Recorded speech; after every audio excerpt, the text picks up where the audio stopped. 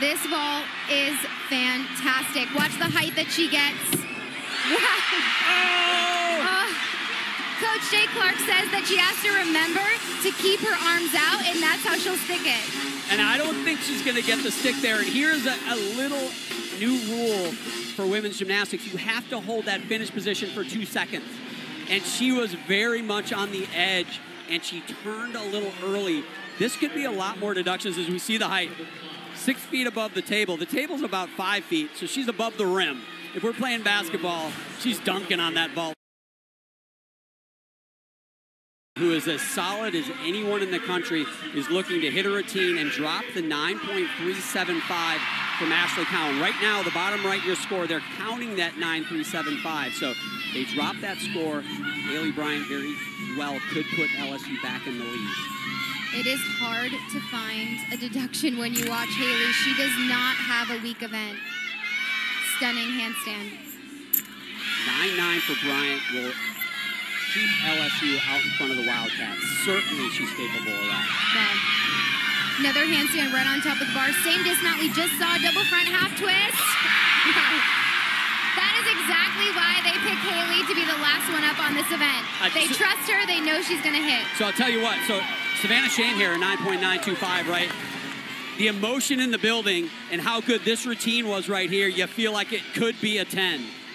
She hit her handstands. It was fantastic.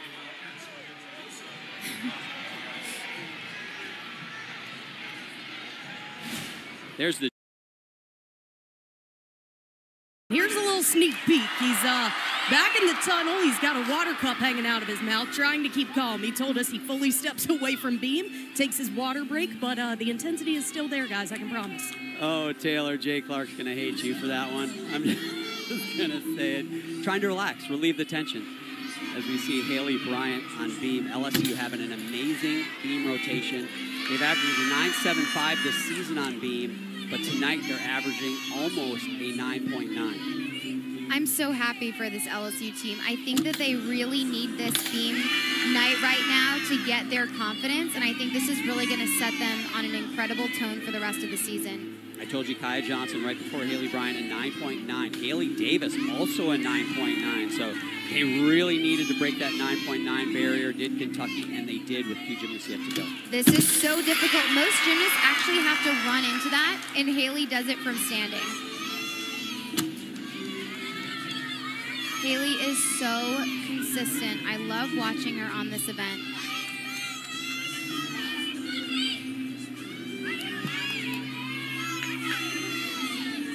Just the dismount.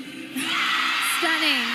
Did you see a deduction? Because I'm searching. I didn't personally, but there was no deduction in her form. There was just a couple of wobbles, but everything else was just stunning. Watch this standing punch front. Incredible. No deduction on this dismount. You want to talk about consistency, Allie. 2023. Now Haleigh Bryant follows Amari Drayton's 9.9. What a rotation for LSU. Best beam of the year by far, over 0.6 higher than their next best score, and now they're trying to put up another season high here on floor exercise. This is fantastic. Front handspring, front double front. So few gymnasts in the entire world do this because it is so difficult. It's also, as we talked about on vault, a blind landing, and she stuck that perfectly.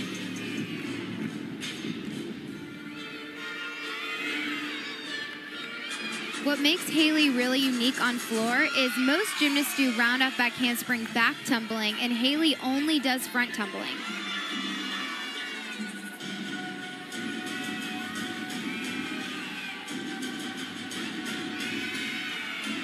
So a 9.7 for LSU on this floor routine will clinch the team title. Haleigh Bryant needs to just stay on her feet and stay in bounds. Tigers can get the win. That's gonna do it.